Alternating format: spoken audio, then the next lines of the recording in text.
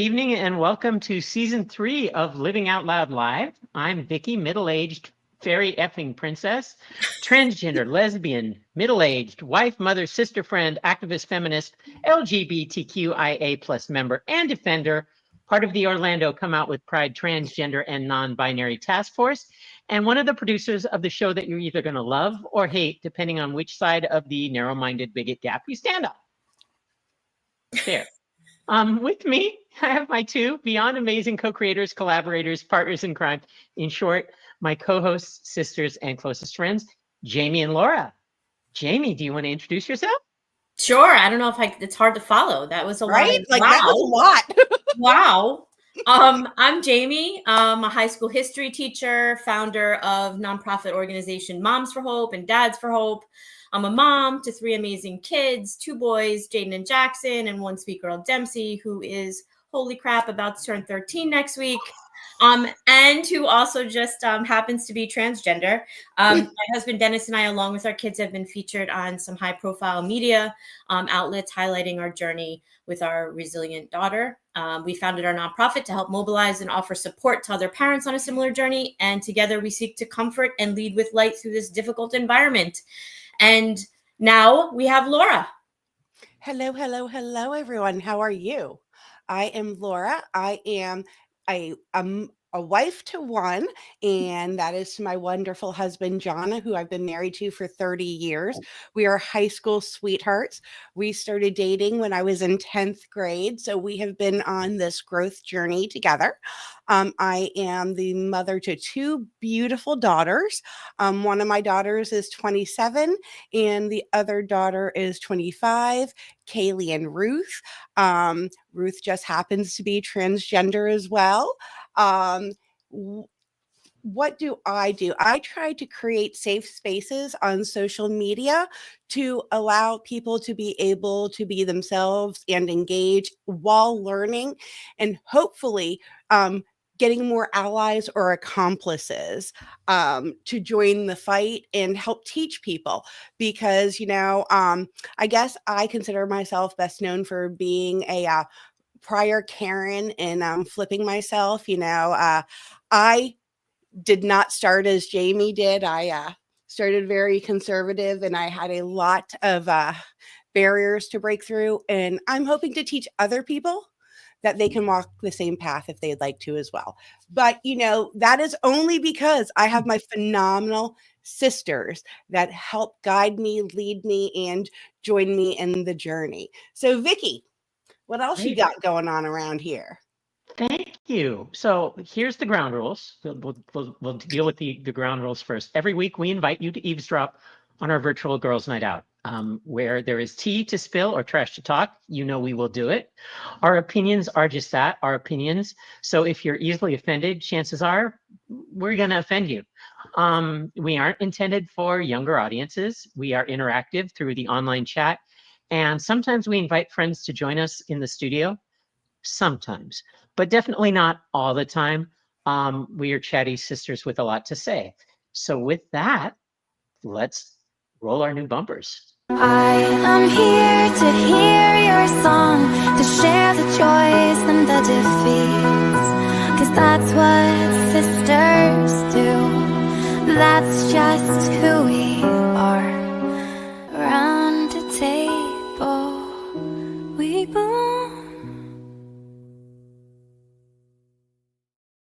It's really been a hot minute since we were last here, but we're not going to go into a huge update because there's just been a lot happening. So we're going to try to catch everybody up with what we're up to, what's coming next, and most importantly, what we're drinking tonight, obviously, which is, always important. Yeah, we're here for the booze, really. Laura, did you want to start? Sure. Let me just give you a real quick update. I know we have a huge show to get delved into. So basically, the biggest thing with me is I've managed to get my health on a stable trajectory, which is absolutely wonderful. I was really, really, really struggling in June, and it took quite a bit. I have a local primary care doctor that I can actually get to on my buggy. So I actually feel a little bit more independent. And you know what? I've just settled into my home. And actually, I think I finally got it perfectly decorated for us. So what I am drinking tonight is I am actually drinking what is this called? An Angry Orchard tonight. And, I'm just going to prop real quick Adobe Realty because Steve Ritz, he's a wonderful, fully affirming realtor in the Orlando area. Will work with any budget. He's wonderful. Just letting you know. Sorry. Jamie, how about you? What you been up to? School, 1 day left and we're on break finally. I don't know who's more excited, the teachers or the students. Judging from today's outbursts, I had two SROs come into my room and remove a student during 7th period for I don't know what reason. They were just looking for him, and kids running through the hall and banging on lockers. It's been a week. So yeah, I'm super excited. I'm free for a whole week next week, and I'm looking forward to relaxing and doing my Christmas cards and catching up on hair appointments and all that stuff. And I am drinking wine as usual.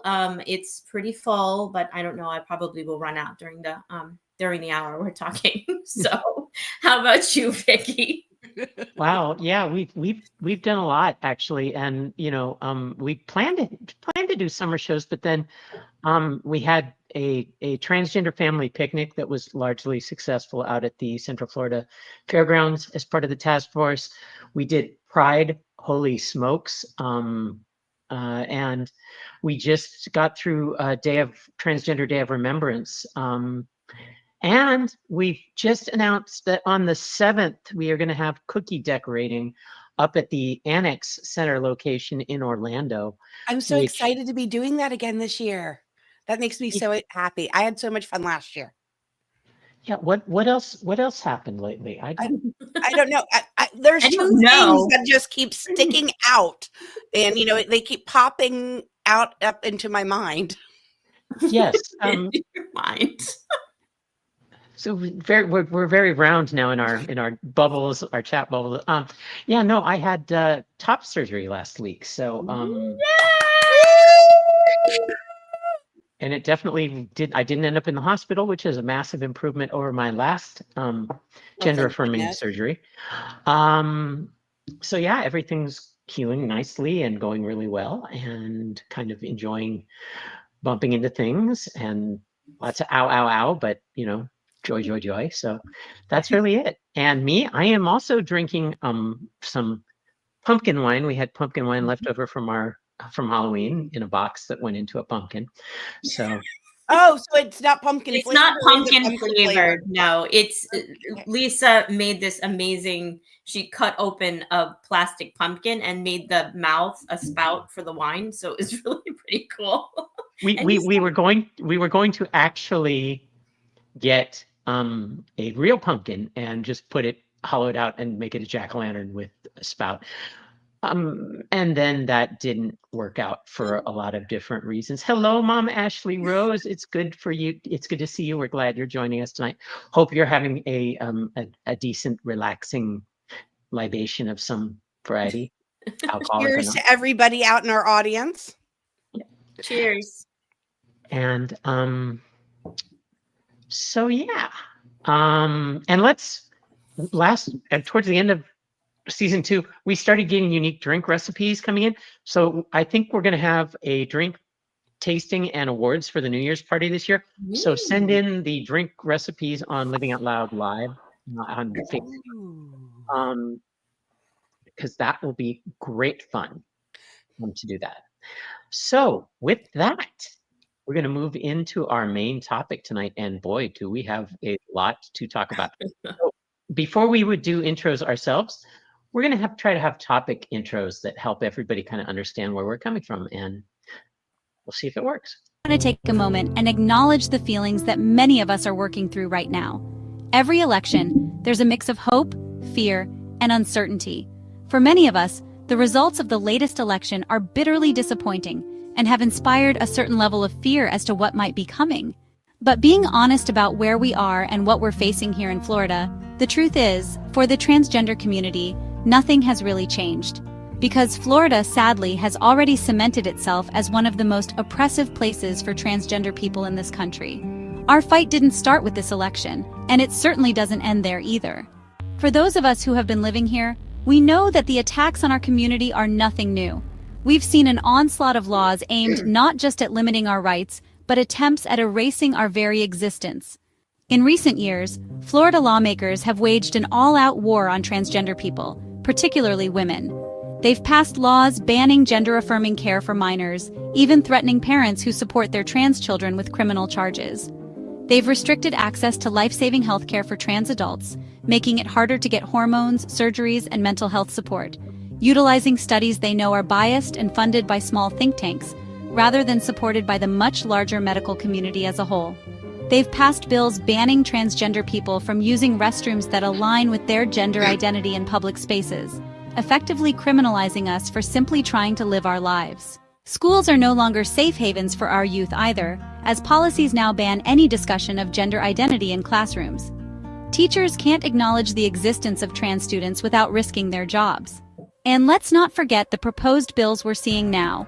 Legislators are doubling down with new proposals to ban name and gender changes on legal documents, strip away anti-discrimination protections in housing and employment, and even criminalize gender-affirming care for all ages. They want to control our bodies, deny our identities, and drive us away or eliminate us. To those who are feeling overwhelmed by the recent election results, I have a simple message, and especially for those of us here in Florida, the mission hasn't changed. The landscape of oppression isn't new. We've been living this reality every day. The same politicians, the same hateful rhetoric, the same dangerous policies. It's the same fight we've been fighting for years now. They want us to feel powerless, but we know better. We know that our power comes from our resilience, our solidarity, and our refusal to be erased. We've been organizing, we've been showing up for each other, and we're going to continue to do just that. We don't need an election result to tell us what we already know, that we are living in a dangerous time and place for trans people. But that also means we don't need an election result to change our course of action. We will continue to demand our right to exist, access to healthcare, and assert our constitutionally granted civil right to live authentically and safely. We will also continue to fight for our youth, who deserve to grow up in a world where they are seen and loved for who they are, and for their parents to have the same rights as any other parent, to decide how to best help and protect their children. For those of us already living in one of the most hostile states in the country, the election didn't change much, because the reality of Florida hasn't changed. And that's why we must remember, our mission hasn't changed either. We're still here, we're still fighting, we're still supporting our community, advocating for our rights, and doing our best to protect each other from harm. So today, I'm asking you to stand with us, to continue this fight with us, knowing that every step we take together is a step towards a better future. We're not backing down because they haven't broken us yet, and they won't break us tomorrow either. Our mission is clear, to create a world where trans people are safe, affirmed, and free, right here in Florida and everywhere else. All three of us come to this from different spaces. So it seems like a good time and a good place to kind of reintroduce our skin in the game journeys. Laura, since you were the originator of the original Living Out Loud podcast that brought us together, do you want to lead us off? Sure, I'd be happy to. It's been such a long time since our first episode or two, and so much has changed.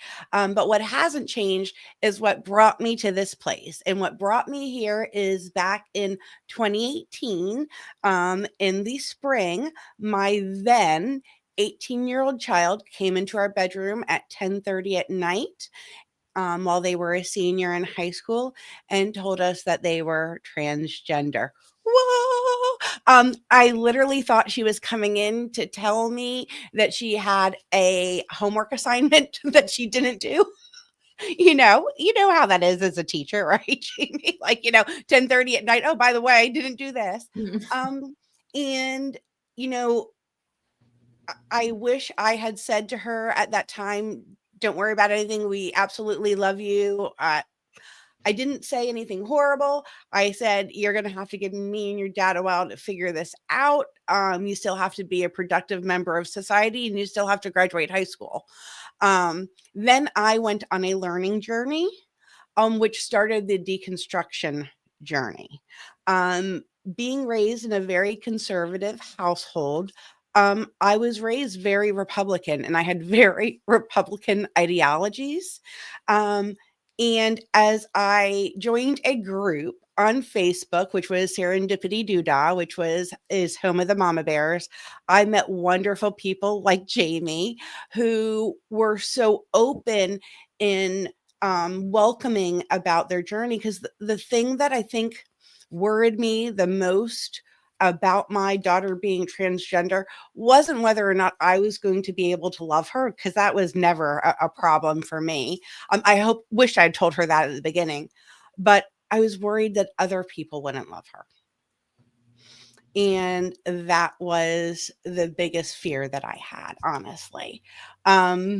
So with this legislation coming out and so much misinformation going around, that is something that I really want to be an accomplice and really make sure I'm standing up as loud as I possibly can and pushing back. That led me to do some volunteer work, and that helped me organize and get very entrenched in the community. And then my health started going to shit. And I was going to my doctor a lot and I was explaining what was going on. And they kept asking, like, well, what were you doing when this happened? And I'm like, oh, I was in the middle of a parade. And they're like, you were in the middle of a parade? And when I explained to her what I was doing, she said, you really need to start a podcast. You need to talk about this. She also had my daughter, Ruth, as a patient. So she was learning because Ruth was her first transgender patient. But that brought me to me starting the podcast Living Out Loud with Laura. And then one of the friends that Jaime and I have from our Serendipity Doodah, which is another mama bear, Deirdre, she My fairy put me in godmother. contact with Vicki. Yeah, that was my fairy So, godmother. Vicki, why don't you go ahead and kind of tell Yeah, everybody a little bit about you from there? yeah, and it's kind of funny. We are the Ladybug sisters, but we all are very different in how we are interconnected into this. I was late in life in transitioning. I've told the story many times, and I'm not going to get too deep into it.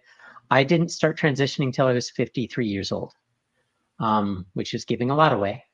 And I moved to Florida 6 years ago, thinking and knowing that this was actually one of the largest hubs of transgender people in the world. And I started growing breasts about 2 years ago, and was immediately called back to work right after I started on official HRT in transition. And I had to try to figure out what my approach was going to be. Was I going to try to hide what I was becoming, or was I going to come out? And it was right about the time that all of the oppressive laws really started getting passed here in Florida. Restrictions on care, doctors able to deny health aid to anything other than life-threatening issues, bathroom restrictions, name and gender identity change restrictions. It all kind of started flowering around that time. And I came out and found some acceptance and some strength and more peace, while the rest of the people in my community and my company were all really, really, really going to dark places. And I felt strongly about celebrating walking away from the suicide and into womanhood, which was huge because I had been suicidal for a very long time. And yeah, so Deirdre was one of my, I call her my fairy godmother, but she's also my de facto mom. She has been there for me, and I've been able to pour all of that daughter love into her. She's amazing. She decided, after hearing me stand up and say, look, this is still something beautiful, and I don't want to just see the dark. She booked me on Laura's podcast, much to Laura's surprise. It was an instant message. She was walking away from me. We were walking away from a meeting, and she said, you should be on Laura's podcast, and walked over to her desk. And by the time I got to my desk, she said, it's all arranged.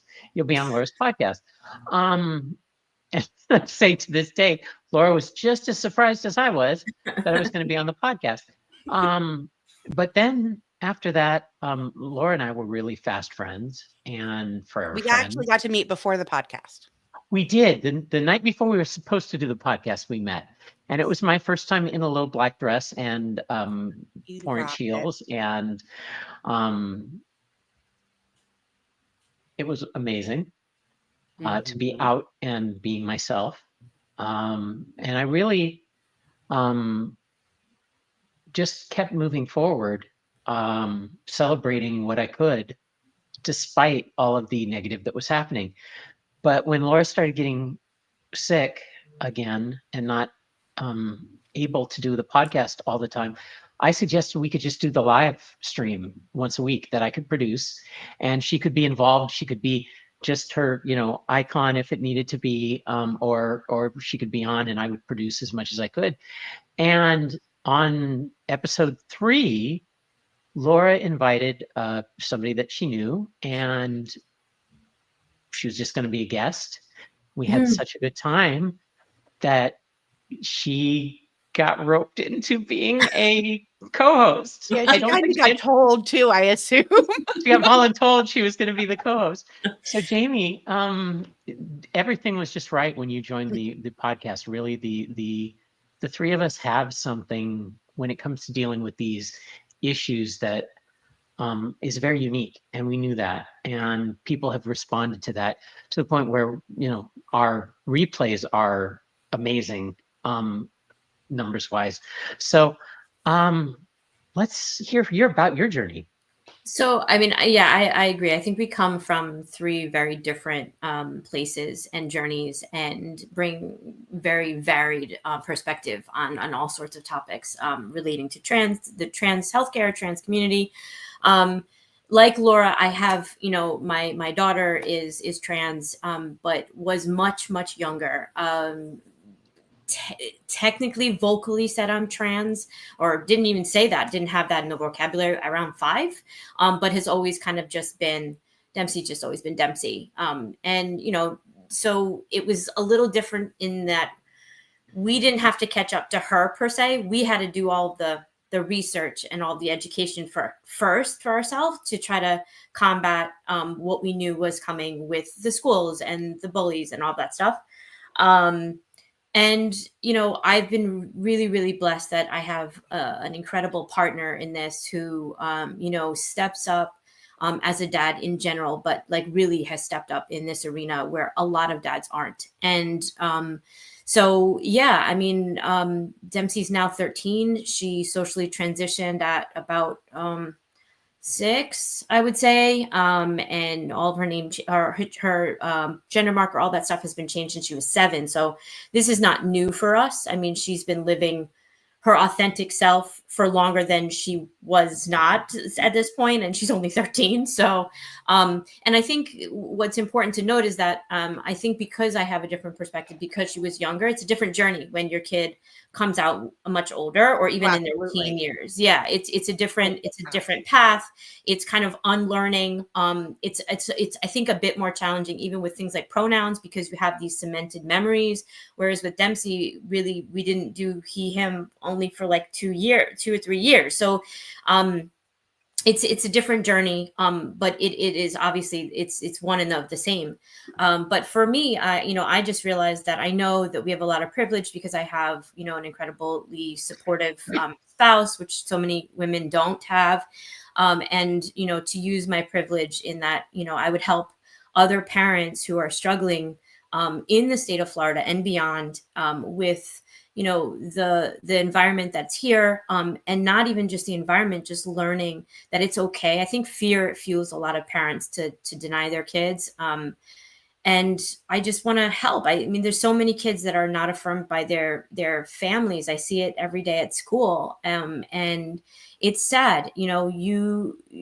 The people that you should be able to go to the most, especially when you're young, is your parents, and to be denied that love and support from your parents is heartbreaking to me. So I've kind of made it my mission to really educate, but more so be a supportive, light for other families, other moms. And, Dennis is launching Dads for Hope for other dads, to kind of be an example of, look, maybe you don't understand, I know this may feel a little uncomfortable, but let's have these conversations. Let's talk. Let's lean on each other and lean in. And I think that, is a real big key to making sure that these kids grow into healthy adults and are safe and loved and, can just be themselves into adulthood. Absolutely. Going back to our bubbles, because I like our bubbles. Yeah, I like the bubbles, the round bubbles, the round bubbles. It's very interesting because, Jamie, you did say that we walk on different journeys. And I know in the Moms of Trans Kids, when I was getting to understand, there is a complete kind of jealousy of both sides. And that's what I'm going to say, because I can say for me, there was times that I looked at it and said, oh my God, I wish she had come out so much sooner. So much of her childhood would be cemented in who she was. And honestly, it was very selfish for me also. I need to explain that because I want people to understand privilege and understand where my head was, because it's not at the same place it was now. And if their head is there, I want them to understand that they can get to here too. I was worried, I kind of thought it would be nice if I didn't have to unexplain to so many people who she was. And so I was kind of jealous of that. But then at the same time, I had the privilege of my child being old enough that I didn't have to deal with the schooling, the going to the teachers, the bathrooms. And so I think once again, there's a fear in not understanding all of those things and understanding how actually it all comes together as one. Because let's face it, we're already having a bathroom problems at Capitol Hill. Yeah. Yeah, that's and from my perspective, I knew pretty early on who I preferred to hang around with. The name Victoria, Vicki, has been with me forever. I repressed it so deeply, it was literally beaten out of me because my family was never going to accept it and still hasn't accepted it. So for me, yes, I do wish that I had had the opportunity to transition early in life. But having said that, I am where I'm supposed to be when I'm supposed to be. And 5 decades of denying who I was, and the last few years of finding family, finding hope, finding joy, finding peace, finding who I really am as a woman, I wouldn't change that either. I have the best friends in the whole world. I have the best friends I could have. I have an amazing marriage to somebody who has gone through a long journey with me over the last 9 years, trying to figure out how we were going to navigate that. And now we are very much stronger and better, and trying our best to make a difference in the world. And I have to say, after the election, and it's time to kind of deal with that. Yeah, everybody was disappointed in the election results. Or at least everybody on this page. Yeah, everybody who is just saying. Yeah.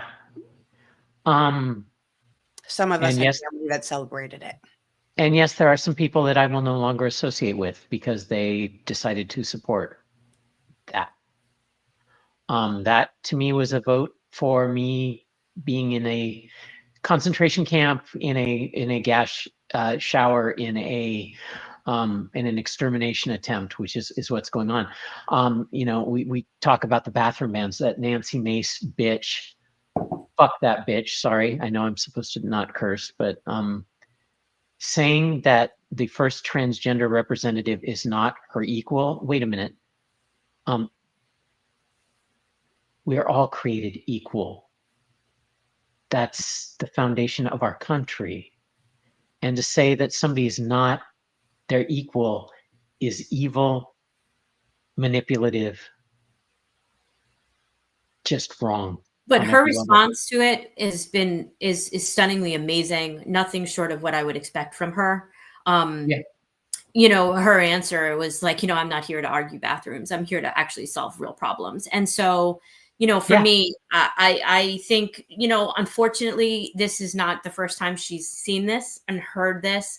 And so, you know what, we just got to let her do what she's going to do, and she will kill it. She will. I mean, it's what she does. I mean, She wouldn't be where she was if she was afraid of it. Right? Exactly. Right. I mean, exactly. Right. It's, you know, she's heard it all before. She got more votes than Nancy Mace too, by the way. Yeah, well, that's from a not similar sized district, she got more votes, bitch.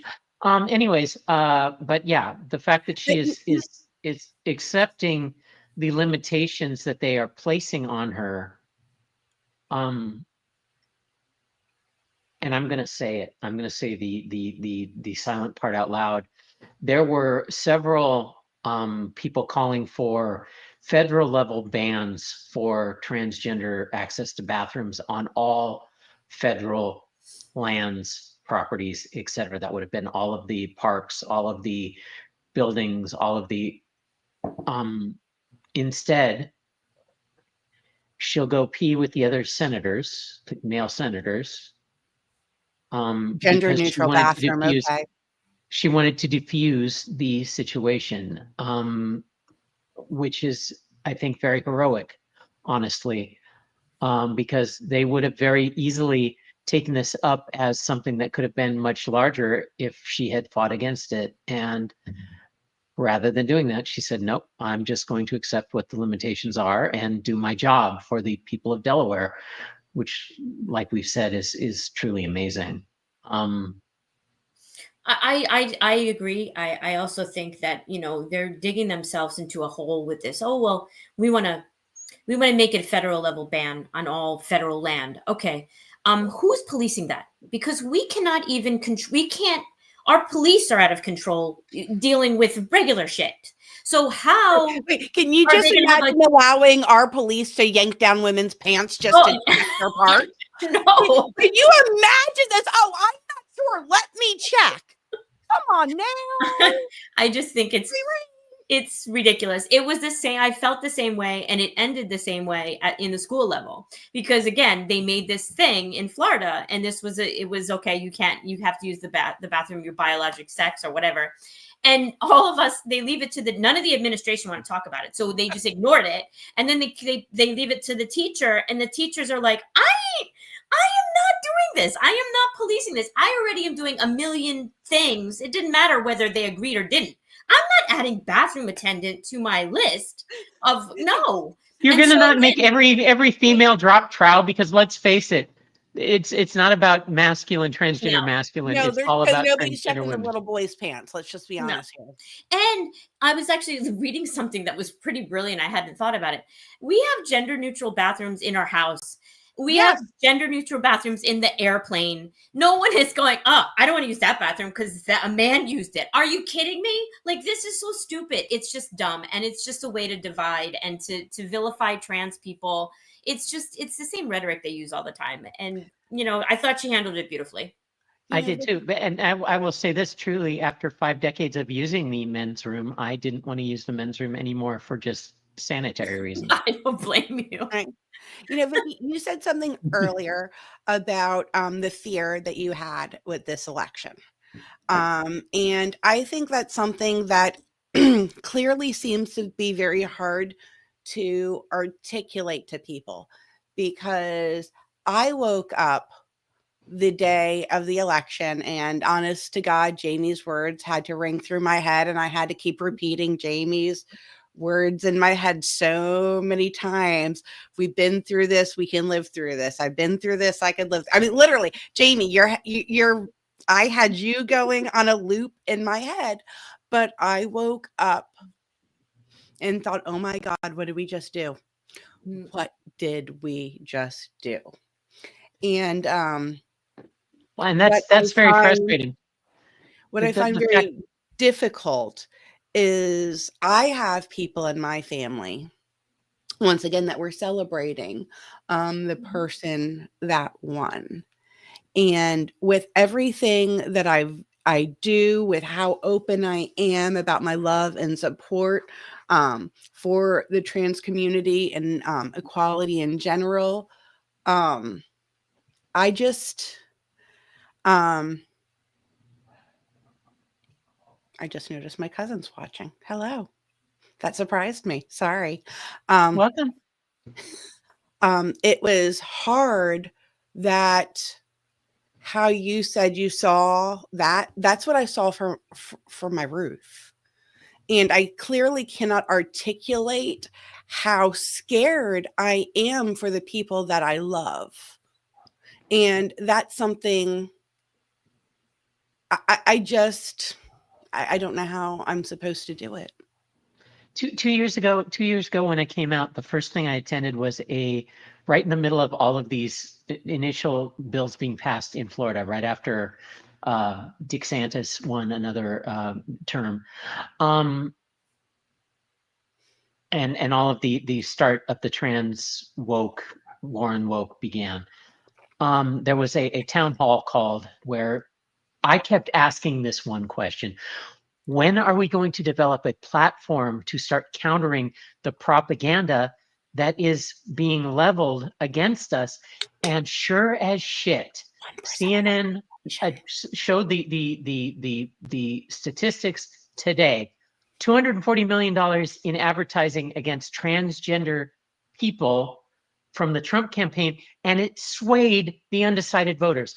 $240 million put into saying that transgender is evil and we're going to fight it. And what did the Democrats do? They ignored us. They put us to the side. They did not say, no, this is bullshit. This isn't real. And I'm sorry, I'm going to call it out. The fact that there has never been an attack of a woman or a child by a true transgender female was not called out. The fact that children are not being groomed was not called out. The fact that there are so few people, women in transgender sports, that it really doesn't make a difference. I believe like two. There was two. I think they actually did us a report. There was two people. What about the fact that they're saying children are having sex changes at school? Oh my God. Oh my God. I don't even have paper. Can't afford scalpels and it's just blatant lies. And I agree with you, Vicki. I agree. And I was angry about that. And I kind of was like, I don't try to stay angry. I get over it real quick because I'm like, I got to move on. When I saw that, how much money they spent, you know what gave me hope? When I saw how many people they polled, I'm not talking about the undecided voters. I'm talking about the majority of people who voted. They point blank said, I don't care about this. Right. An overwhelming majority said, on both sides, I don't care about trans people. Either or, I don't care. Stop it. We have other things to deal with. So that's what gives me hope, is that honestly, it's the loud few that make all of the noise and start the bullshit, because there always has to be a fucking villain. And I'm sorry, now I'm cursing. There always has to be a villain. And it's just, the trans people and have been for some time now are the villains here, and being made to be villains because there has to be a scapegoat.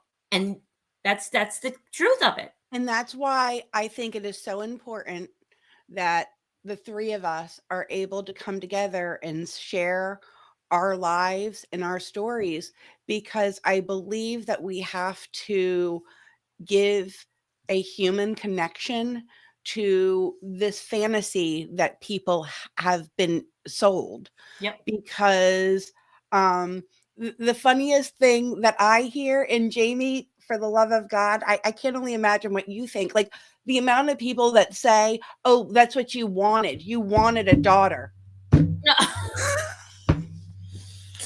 I love my daughter, do not get me wrong, by any stance, but I can promise you, I couldn't get that bitch to put her dishes in the dishwasher. You think I got her to do this? Yeah. And No, I've no, heard so that many was not what times. I wanted. Matter of fact, I was scared. I was worried. I was nervous. I wanted to shove it down. Mm-hmm. But I will never, ever be embarrassed of my child. I have a beautiful, wonderful, kind-hearted daughter. She's not a villain. No, and they're not, and she's not a monster. No. Neither and is Dempsey, neither is Vicki. No one. There is no, the real monsters are the ones making these laws. Yeah. Based on lies. Based Mm-hmm. on lies. No attacks in bathrooms. My God. My The worst God. part is I go into a restroom to pee and fix my makeup. That's it. the worst part of it is my stepfather told me that he watched a video of people at a school board meeting saying that that their daughter got sexually assaulted by a trans person. I'm like, that's not true. They're like, that's not true. If that's happened, there'd be police reports. Trust me, there would be police reports, for the love of God. That's not true. I could pull evidence and prove that it wasn't true, but what I was told back, well, this is my opinion. Yeah. See, the thing is that evidence, valid evidence, isn't valid to these people. It is the TikToks that they watch. It is the nonsense Fox News crap, and they buy it and they believe it. It's a cult. You cannot make it make sense. You can't. No. You can give them every fact, and they'll still tell you that they've seen a video somewhere of a child having gender affirming surgery at a school level, at an elementary school. It's. I like I said, I don't Amy, argue with have these you been people. threatened to have your child pulled away Wow, from you? It takes 6.5 hours Wait, to do as a parent, have you been threatened to have your child pulled away from Me? you because you support Yes. your child? Yes. Okay, but yet you as a teacher are performing gender affirming Yeah. surgery. Yeah. Well, I mean, does anybody see the lunacy in it's that? lunacy. It is absolute lunacy. But I mean, I like I said, I can't stay in angry mode because I don't operate that way, because I can't. I can't let it consume me. I have to move past it. And so I just look for the bright, not the bright side, because there isn't a bright side of these people, but I just look to a place that I know has some hope, and I go there. And so it's not that I'm not angry. I am truly angry. I can't stay there, because for me, it does more harm to me and it drains me. And then I'm not productive in being an ally and an accomplice and fighting for my kid. So it's tough. I felt like you did the day after, but actually it was a different feeling than the last time he won. The last time he won, I was packing bags. I had my passport out. I was throwing suitcases down the stairs. I was hysterically screaming. This time I woke up, I was angry, but I felt defeated. I felt let down. I had to go to work the next day because I didn't want to waste a day of work on this. And even my students were coming in. Let's face it, your kids needed you. My kids were coming in, checking on me. Miss, are you okay today? And I made sure I didn't tell them who I voted for, but they just kind of know and they get that idea. And they were like, Miss, are you okay? Why are you here today? And I'm like, because I need to be here. And actually it was good, because the entire day I was lecturing and teaching, and it kept my mind going to that place of, holy crap, what are we going to do? Because I can't stay there. And so Yeah, I mean, now that it's sunk in, and everybody processes everything different. By no means am I saying that's the only way to handle it. It's just the way that I do, because that's me. You know, Dempsey was really upset. Dempsey wasn't angry more, she was terrified. Needed a lot of consoling. I wasn't home because I was working, and Dennis had to do everything in his power not to break down, because he was trying to barely keep himself together while consoling a 12-year-old who is now hysterical Terrified. Yeah. and terrified for her life, and validly, rightfully so. So yeah, I mean, every response is valid. I just think everyone just deals with it different. What about you, Vix? What was your response? I mean, I know we had talked that morning. I stayed up all night. I was watching the results at 2:30 in the morning. They finally started calling it. And for 2 hours, I had an anxiety attack. And then I realized some very important things. One, they're not going to steal my joy. They're not going to steal my progress. They're not going to change who I am. I had to fight myself and fight against suicide, fight against my family, fight against the fears of all the damage that I was going to do to others when I came out. I had come out and I was proud. And in that, I found family. I found my best friends. I found support and love and joy. Lisa and I found a way forward that a lot of marriages don't survive. So for me, I gave myself the 2 hours of panic, and then I'm like, you know what? No. Nothing has really changed. Everything is the same here in Florida. Yes. The mission hasn't changed. We, and spoiler alert, I wrote the script for the video that we watched at the beginning. Our mission hasn't changed. Nothing has changed here in Florida. We already know we're under attack. Yeah, We already live it. we have been living under We live it Project every day. 2025 Yeah. for at least 2 years now. Yep. Let's face it. And that's one of the things that, I had been talking with somebody the one time, and they had said, well, what are we going to do? And I said, well, we've been living it. However bad it's going to suck, we have been living it, and we have still been able to find joy. We have been able to find a community. And that's one of the things that I think is also very important, because I know, like you said, Jamie, everybody kind of had to process it. But being on like TikTok in that, where, I wasn't exactly sure what kind of mood everything was going to shift to. What it shifted to was people actually coming together even more. People understanding that we needed even more safe spaces. The thing that I was so immensely disappointed about was it was so many people that looked like me that voted against reproductive rights, as well as for minorities and immigrants. It seems that a lot of people take their white privilege and forget that none of us were here before. They don't forget. They know. They just use it to their advantage. And I'm going to even speak on that one. I am uncomfortable when I go into spaces looking at white women specifically, because I don't know. I look at them and I actually am in a store going, who did you vote for? Because the 50-50 chance. Yes.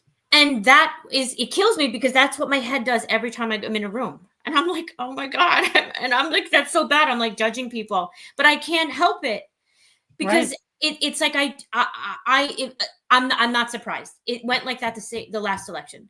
And what it does show you is that Black women get the assignment. Yes, they do. Right. They get the Yes, they assignment. do. Single time they get it right. So how do we like that's one of the things like on TikTok, one of the content creators asked white people and white women, how are you going to use your privilege like over the next 4 years? How are you going to use your privilege?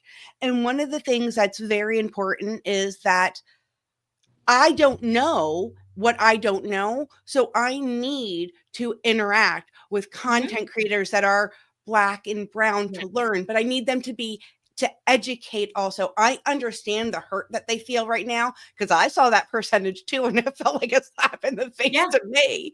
I mean, so I can't even imagine how they feel, quite honestly. But we clearly as white women are not able to teach other white women or express ourselves right. So somebody needs to help lead like without misappropriate, like I don't think I'm saying this right.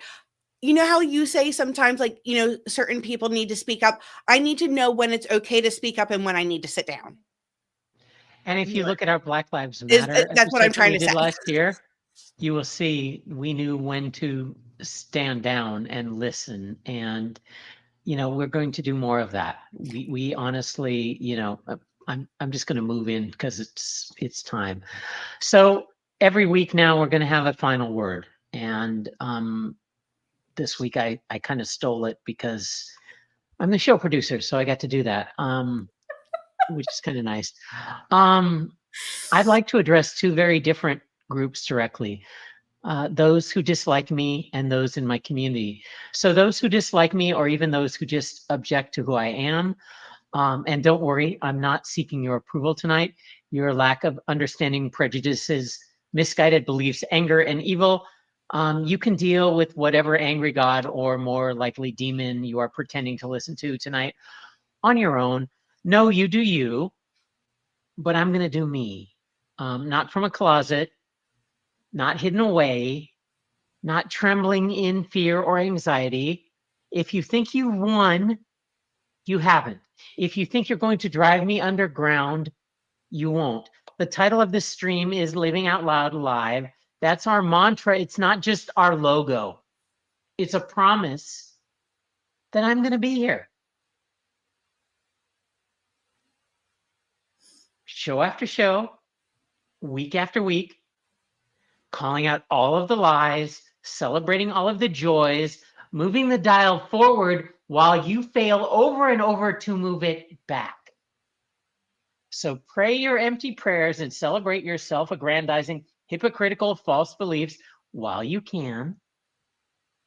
We're still here. We're even more determined, and we're just getting started. To our community, the mission has not changed. Live your life. Love your loved ones. Try to help others when you can and if you are able. Cluster up for safety so that people know we aren't alone. I know a lot of you are worried. Troubling times may be coming. But we will be here as one of the voices of resistance and encouragement. And we need your help and support to reach more of us. So please keep sharing the shows and inviting others to join us. We get almost 40,000 views on these shows. We need more. We want to do more. We want to reach more people with a voice that says you're not alone and it's okay. These two women changed my life. These two women made me appreciate who I am, made me appreciate my journey, made me appreciate the fact that I have a place at this table. And we want all of you to know who are struggling with transgender or LGBTQIA+, have lost your families, have lost your friends, have lost your support system. We are here. And life can be beautiful, living authentically. So again, please keep our message going out and help. The one thing I'm going to ask, and I'm going to open it up to Jaime and Laura to comment. Please don't give up. Please do not give up.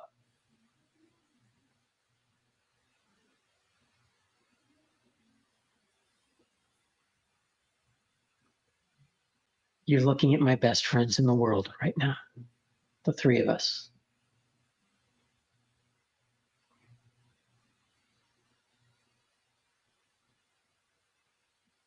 I was going to fly under the radar. I was going to try and pass. I was going to try and just be what I could be.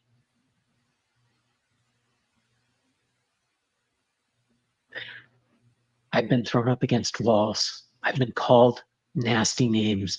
I have been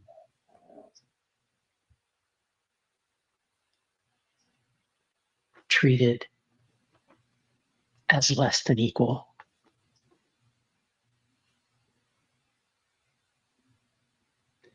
But I'm going to tell you this right here and right now.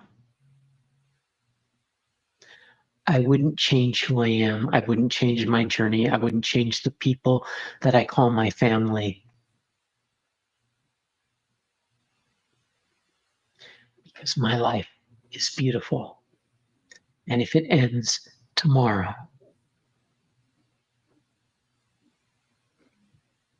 if my voice is silenced tomorrow, I will have felt more love and support and more joy in the last 2 years than I have felt in the 53 years before that.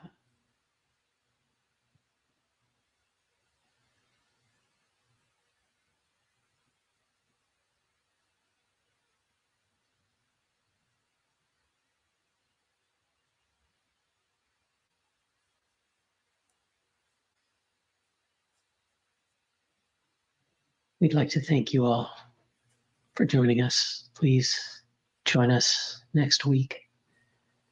We'll try to do happier, funnier things. Please be a bridge. If you are here learning, please be a bridge to teach other people. Please. Because our families matter. Our children should matter just as much as your children. Because I would stand up and fight for your child.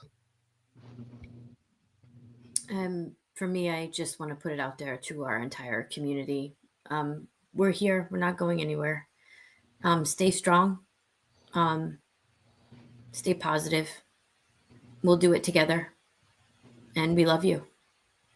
We love you. Love you. And thank you for accepting us into the community. I'll see you next week.